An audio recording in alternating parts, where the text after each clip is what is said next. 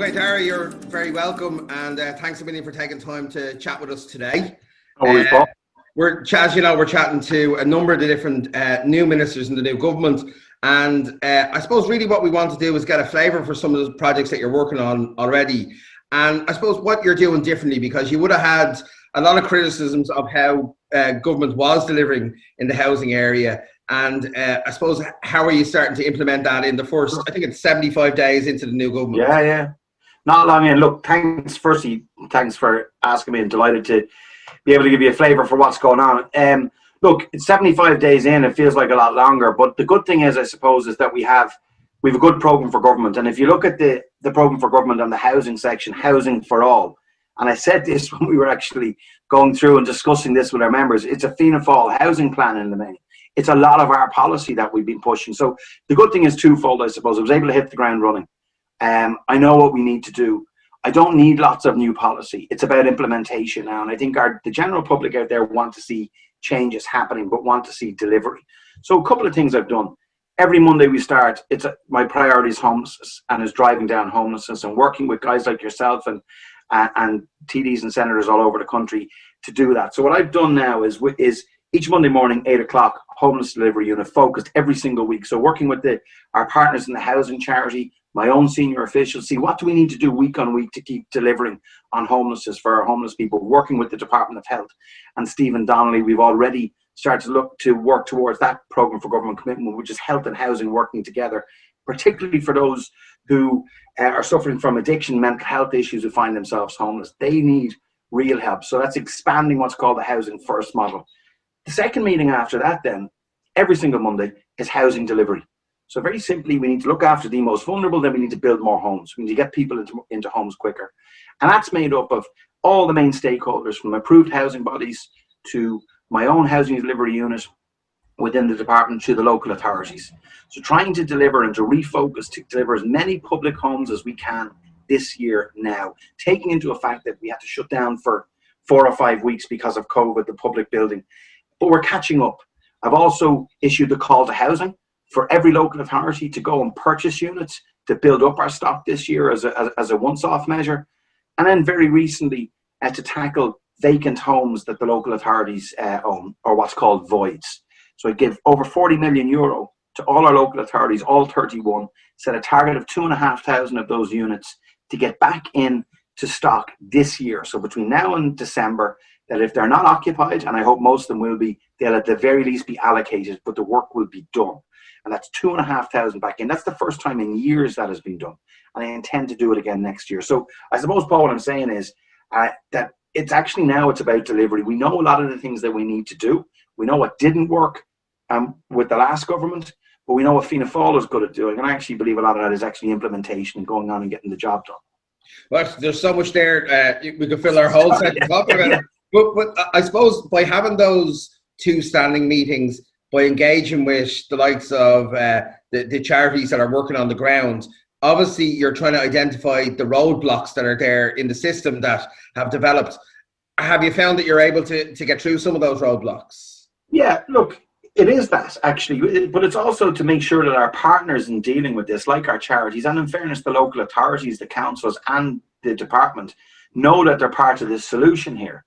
So we need people to be honest with each other about what hasn't worked. So yes, it is about identifying roadblocks. So go back to another commitment we made in the programme for government, which was to raise what's called the discretionary cap. So to let local authorities go back and build, raise it to 6 million, which means that most housing developments of up to 30, 40 homes, the local authorities can effectively do themselves.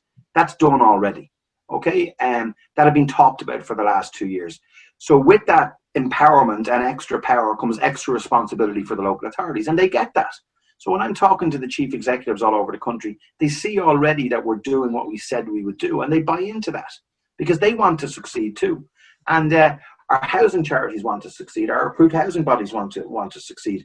So it is about providing that focus, but a regular focus. That's why it must be every week, and that's on top of the regular calls we'll obviously and the interaction we do on a normal basis. But it sets the priorities out. And that idea of local authorities getting back into building housing, obviously that's not something that can happen very quickly. And equally, in a year when we've had COVID, it's probably not the year to be starting an ambitious program like that.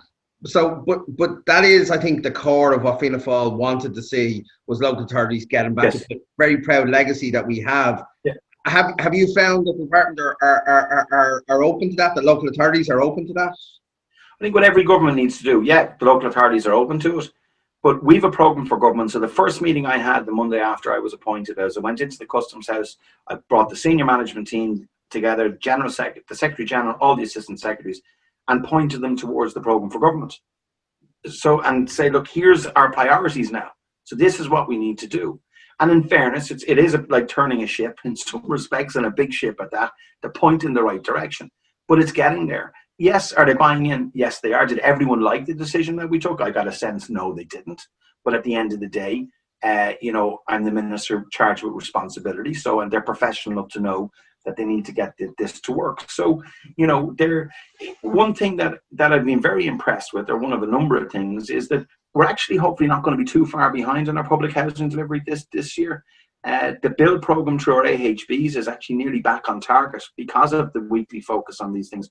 We're actually picking up pace on delivering our public homes, and I've putting more into leasing and acquisition. So we've a target of just over 11,000 between build and acquisition and leasing this year. We're not going to be far off, Paul. So I think that would be some achievement.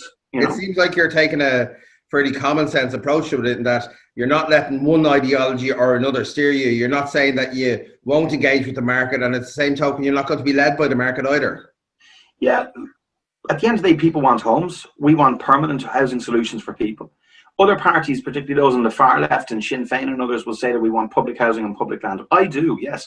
I don't want that exclusively. I need homes delivered now for people. If you look at what O'Brien and others are saying, they don't have an answer. They're asking people to wait 4 or 5 years hence. So if you take even with the private market, what do we do in the July stimulus to help first-time buyers? We raised the help to buy grant from 20 to 30,000. That actually, the evidence I have so far is nearly another 1,600 first-time buyers came into the market, but buying their homes now because they got assistance from the state. Sinn Féin opposed the help to buy scheme. They opposed the first-time buyers grant. Nearly 20,000 individuals and couples have got it. Is it perfect? No. Will we do things differently? Yes, we will. That's why I'm working hard on an affordable housing scheme, that we're working with government colleagues on that, which was a big part of what Fianna Fáil want to do.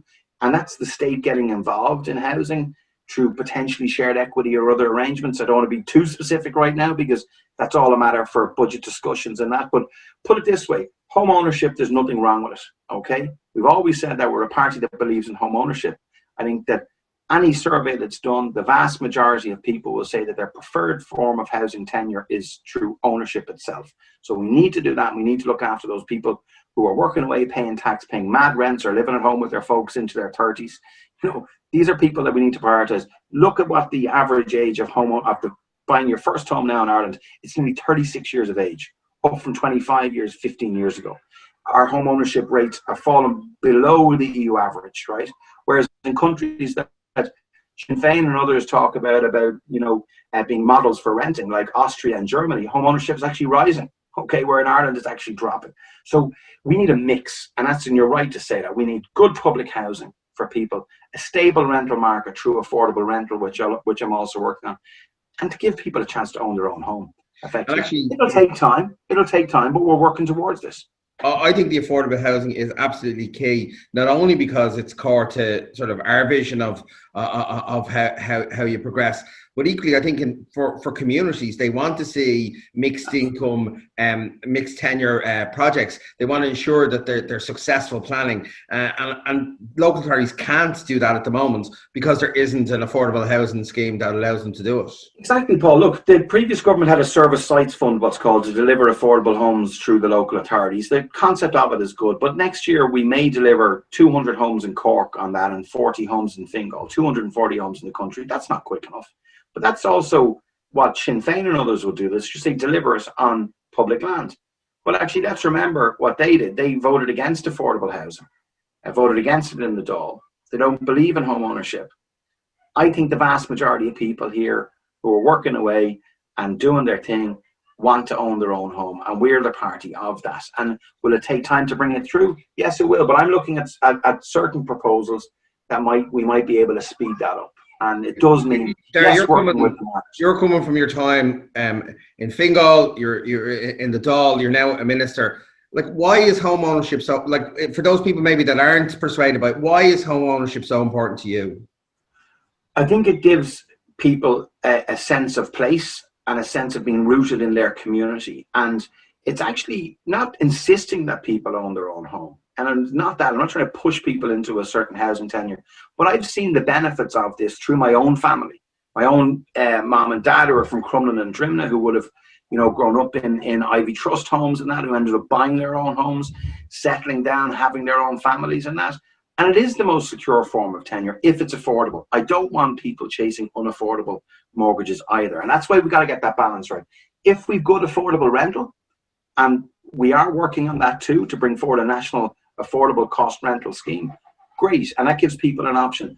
But let's not con people. That's not going to solve it. It will take a number of years to build up the housing stock there. People often talk about the Vienna model, and the Vienna model of renting. It took Vienna about 100 years to build up the housing stock that they have. I think everyone knows that we don't have 100 years to resolve this housing crisis. We need to focus on driving homelessness down, putting people into permanent housing solutions, giving our young people, and not so young people in fairness, a chance to buy and own their own home, and tackling our public housing lists, and tackling it in a realistic way. And if you're going to do all that, you've got to work with the market. Anyone who says, and any party who says the state can do it all, that's nonsense, right? Because you do need investment as well. You need state investment, but you need private investment too. You've talked a lot about home ownership, but you're right. There are people who wish to rent, and at that point in their life, it's something that they really want to do. Will you do two things for me? Talk to me about what you've done for people who are renting, and will you help me put to bed the myth that many people in the left are saying, is that we didn't protect people during this pandemic from evictions and from rent increases? Because It's something that particularly bugs me, and I know a lot of Fianna Fáil members. Well, I'm going to deal with your second question first, because it's actually the most important. The left and Sinn Féin have just lied on this issue. I brought forward a bill in July, which was the Residential Tenancies Amendment Act, which is now an act, which actually protects those who are most badly affected by COVID, either those who had it or those whose incomes have been affected by it. And it gives them full protection against eviction up until January next year, right? Also freezes their rent until January next year with a very simple self-declaration. The gas thing is that Sinn Féin actually brought forward a bill in July, which never mentioned protection against evictions at all. They voted against this bill here, and I think they knew that they were caught out. I'd McBarry from whatever party he's in now actually looking to remove protections under the emergency legislation that was in place. The public health legislation wasn't sound enough, right? And we'll keep this under review because we need to protect those people, and I think it's been proven that it's worked. But it's worked because we were able to debate it properly. We were able to engage with the people in the sector that you've been talking about, Paul, the housing and homeless charities that I'm meeting every single week, and actually being able to work a workable solution for people. And also, most importantly, it's not just temporary measures around rent arrears and getting MABs involved at an early stage, the Residential Tenancies Board. They're permanent measures that we brought forward, permanent measures to help tenants that Sinn Féin and the supposed left actually voted against. So it's an absolute nonsense, and frankly, it's a lie. Second thing is, with regard to renters, we're working on the affordable rental scheme, okay? Rents are too high in our country right now, and in most parts of our country.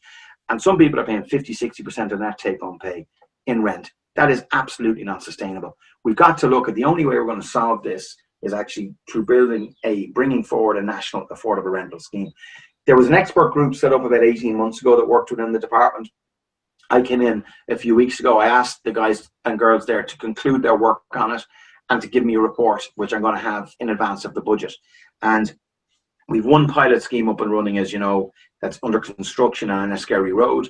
I think we have a real opportunity in Cork, in Galway, in Dublin, and Limerick to roll out good affordable rentals schemes whereby your rent will be based on and relative to the income that you have, but not being over 35% of that long-term rents, leases for life. And they are options for people. Some people don't want to buy in yet. Absolutely, they shouldn't be forced into a tenure. But the left wants to force everyone into a form of tenure that means you all have to rent. So these are the things that we're working on right now. We're, as you rightly say, only 70 odd days in. There's been a lot of work has gone on in that relatively short space of time.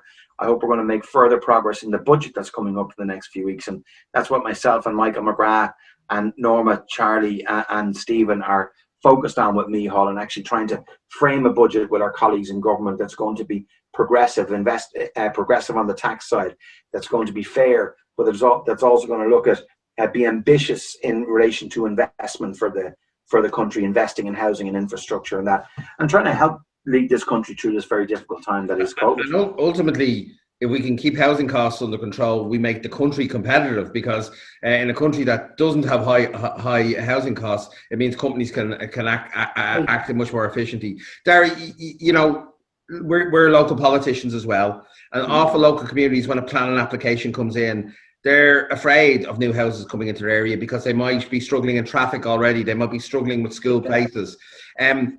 I suppose one of the really big challenges for us was the SHD process. Talk to me about what the new government is doing around SHDs and how we're going to try and return some of the power to local authorities. Yeah, in the programme for government, we've said we're not going to extend SHDs past December next year. And that was a compromise, frankly, you know, and it was a compromise between the three parties, and we won't, okay? You know, I want local authorities to have more resources to process planning, to do it more efficiently, frankly. There's been parts of the SHDs where they've been able to grant permissions quicker. There are aspects to it that have worked in one respect, but the big problem is the democratic deficit, and the deficit that the local communities don't have an input into it. I think certain parts of it are because of the type of things being built, Paul. A lot of build to rent. I think if there were good schemes that even went through the board, people wouldn't have as much of a problem. That gets back to what you're talking about, the mixed tenure piece, having the affordable piece there as well, feeling that their own community has a stake in that. I think one of the problems with the SHDs was not necessarily the process in its totality, but the type of things that were going in and are going in through the process. That's what we got to look at. I've been engaging already with Bord Pleanála on that. We need to make sure that we're granting permission for homes, houses and apartments. And we're going to be looking at higher densities. Let's be honest with people too. We have a growing population. We can't keep it spread like this. So sometimes it's change that people don't like, and that's okay. We've got to manage that change. But you know, the SHDs as they are, and SHDs will be gone at the end of next year. I think you're dead right. I know in my own area in Santry, what was being proposed were apart hotels and buy-to-lets, and the community weren't opposed to development. What they were opposed to was not adding to their community. I know another issue, Darry, you were particularly conscious of, and my colleagues in Mayo were, and that was the Micah project and the legacy there. Talk to me a little bit about that. Yeah, again, it's a programme for government commitment that we've seen good already. I actually spent a full couple of days in Donegal with now Minister Charlie McConalogue and Senator Niall Blaney, where we launched the Micah scheme. And the Micah is, if anything could be worse than pyrite, it's a defective block scheme. So effectively, where many people actually literally their houses are crumbling down around them. So we've launched that scheme. I've given a commitment that that's going to be multi-annual. It's open for applications now. It affects mainly homeowners in Donegal and in Mayo. It's launched, it's open. I'm looking at the pyrite scheme as well. It's about how we might expand it with a view to concluding it, to taking those people who are left out of it into the scheme. But a biggie then for everyone across the country is construction defects. And just this week I did some media on that, where I've brought our stakeholders group together. Again, it's a commitment in the programme for government to set up an expert group made up of homeowners who've been affected by shoddy workmanship, by rogue builders who haven't completed their houses or apartments properly. Possibly around 90,000 homeowners affected, possibly. But we're drafting the terms of reference at the moment. The group is going to sit down again this September, and we're going to kick off our work on that. And there's been very, very good response from those who are affected, because again, Fianna Fáil and others, to be fair, have been working with them for the last 3-4 years. We're in government now, and we moved within the first 4 weeks to get back and engage with them again, and to start the process going on it. And that's what we need to be doing, is keep it simple, right? But like, do what we say we're going to do. implement the policies that we've put out there, and don't be afraid to do it. Don't be afraid to stand up for what we're doing either, and have a bit of confidence in ourselves. And we're right to be confident in ourselves, because at the end of the day, we'll deliver, and that's what we're focused on doing, and delivering for our communities. Well, I have to say there, I was well prepared. I had 100 questions in front of me to try and make sure I didn't run out of them. I think you've gone through all of them. I speak too much. I speak a mile a minute. Sorry about that one. No, but it shows obviously you've hit the ground running, and I suppose if you continue with that effort and energy, I think we'll go a long way to meeting the housing challenge. So thanks a million, Tara. I know you've been keeping in a lot of contact with our local councillors and the issues around the country, and I know you've been talking to members and local authorities, to all of the stakeholders, and I hope maybe you'll have an opportunity to talk to us again, because I know your brief is much wider than housing. It is, yeah. Thanks again, Darren. Thanks for your time.